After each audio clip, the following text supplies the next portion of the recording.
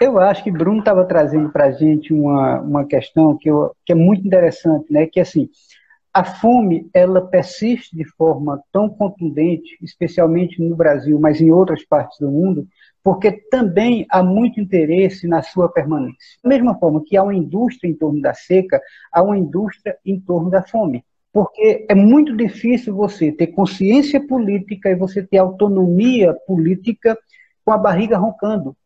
Como é que eu consigo me opor à opressão? Como é que eu consigo sequer pensar numa perspectiva libertária, transformadora, se eu estou com fome, se meus filhos estão com fome? Eu fico refém dessa condição, né? Então, interessa a muita gente manter a fome, porque a fome é uma forma de controle político. Primeiro porque gera dependência e você acaba tendo uma relação de troca de favores, de troca de uma cesta básica por voto, por exemplo.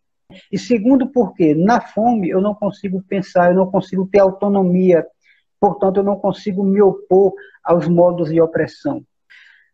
Há uma coisa que eu acho que é muito legal, Bruno, que as pessoas que estão acompanhando a gente entendam, sabe assim, para a gente compreender de que contexto nós estamos falando, né?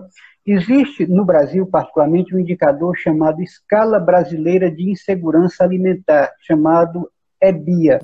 Acho que entender isso é fundamental.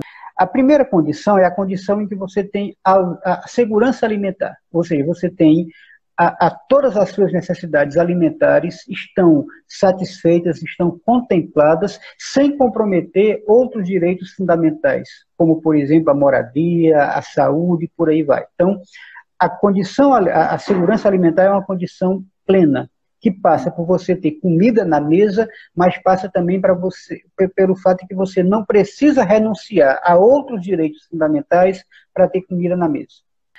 Quando a gente não consegue ter isso, a gente entra num estágio de insegurança alimentar, que tem 3 níveis. A primeira categoria da insegurança alimentar, ela é considerada leve. É quando a gente tem a comida na mesa hoje, mas a gente não tem certeza se terá amanhã. A gente vai viver sempre nessa dúvida sobre o porvir. Eu sei que hoje eu comi, mas amanhã eu não sei se a minha família vai ter o que comer. Essa é a condição de insegurança alimentar leve, né? A segunda situação, que é chamada de insegurança alimentar moderada, é quando a gente já começa a verificar a redução da quantidade de alimentos, principalmente para a população adulta.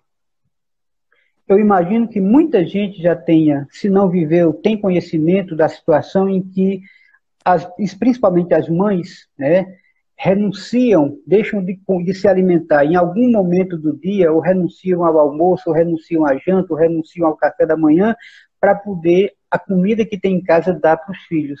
Porque se todo mundo comer 3 refeições por dia, como é o básico, não vai dar.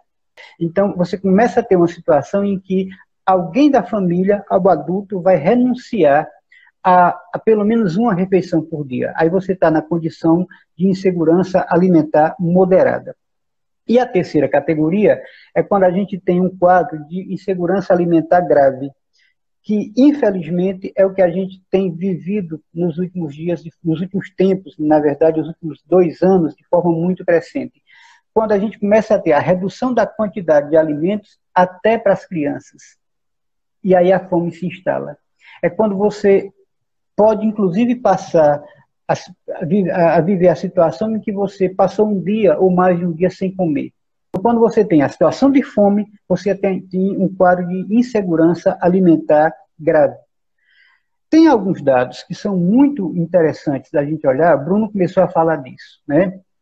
Bruno fez referência ao fato de que nós saímos do mapa da fome em 2014, depois de algumas políticas públicas de redistribuição de renda, que foram extremamente importantes, embora não tenham sido ainda suficientes, porque não conseguiram consolidar a mudança desejada, mas é importante que se reconheça que foi importante, né? Teve uma contribuição importante, mas a gente não conseguiu ter, por exemplo, um rompimento com o velho modelo. Esse país é um país que nunca conseguiu tributar as grandes fortunas.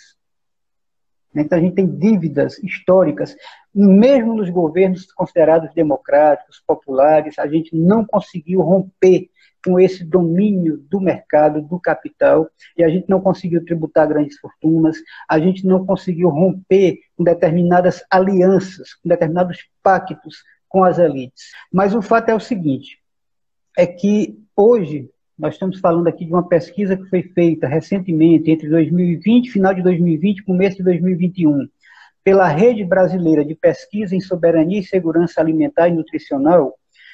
E hoje o tamanho da fome no Brasil é o seguinte, nós temos 116,8, 117, como você dizia, arredondando, 117 milhões de brasileiros e brasileiras, de pessoas em insegurança alimentar no Brasil. Isso corresponde a 2 Argentinas juntas. Então, dentro do Brasil, nós temos 2 Argentinas que vivem situações de insegurança alimentar, numa daquelas 3 categorias que eu falei anteriormente. Mas a gente vai fazer um mergulho maior e nós chegamos ao triste número de 19,1 milhões de brasileiros, de pessoas, brasileiros e brasileiras, passando fome, portanto, naquela terceira categoria que eu falava agora há pouco, né? Só para a gente ter uma ideia do que é que isso significa, quem conhece São Paulo sabe o que é a Grande São Paulo, além da capital, as cidades que estão ali no entorno. Então, esta quantidade de pessoas, 19 milhões de pessoas passando fome, é o mesmo tamanho de uma Grande São Paulo, da população da Grande São Paulo. Então, você tem uma Grande São Paulo inteira neste país passando fome. E aí tem uma coisa que chama a atenção. Partindo de uma fonte de pesquisa importante, que é a PNAD, a Pesquisa Nacional por Amostra de Domicílios. Em 2004, nós tínhamos 64%, 64,8%, quase 65% da população brasileira em condição de segurança alimentar. Esse número subiu para 69% em 2009, subiu para 77% em 2013, aí a gente começou a despencar. Em 2018, estou falando de pessoas em condição de segurança, ou seja, a segurança começou a cair. Em 2018, nós tínhamos 63,3% da população brasileira vivendo com segurança alimentar, começou a cair. Em 2020, numa pesquisa feita por essa rede que eu falei agora há pouco, nós temos 44% dos brasileiros apenas que têm segurança alimentar, que não se preocupam, que vão dormir sem se preocupar se vão ter ou não que comer amanhã. Então, é metade quase da população, é mais da metade da população preocupada com o que vai comer amanhã. E tem mais um detalhe, vou pegar só mais um que é mais grave ainda, tá? Insegurança alimentar grave. Em 2004, éramos 9,5% da população com situação de insegurança alimentar grave. Esse número foi caindo, caiu para 6,6% em 2009, caiu para 4,2% em 2013, e aí a gente sai do mapa da fome, naquele indicador de 5%, né? Subiu para 5,8% em 2018, e agora, em 2020, nós voltamos a ser 9% da população brasileira passando fome todo dia, né, com a barriga roncando sem ter o que comer.